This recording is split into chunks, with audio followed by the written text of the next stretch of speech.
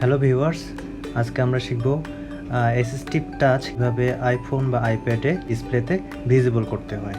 আপনারা জানেন যে অ্যাসিস্টিভ টাচ আইফোন এবং আইপ্যাডের একটি গুরুত্বপূর্ণ অংশ। তো চলুন আমরা শিখে নিই কীভাবে অ্যাসিস্টিভ টাচ ডিসপ্লেতে ভিজিবল করতে হয়। তো এই জন্য প্রথমে আমরা সেটিংসে যাব।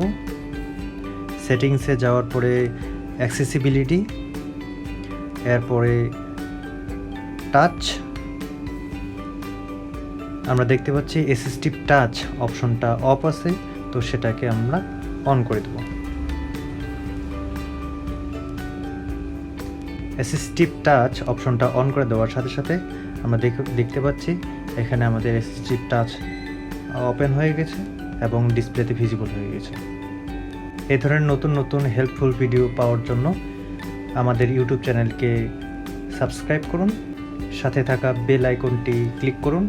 ধন্যবাদ সবাইকে।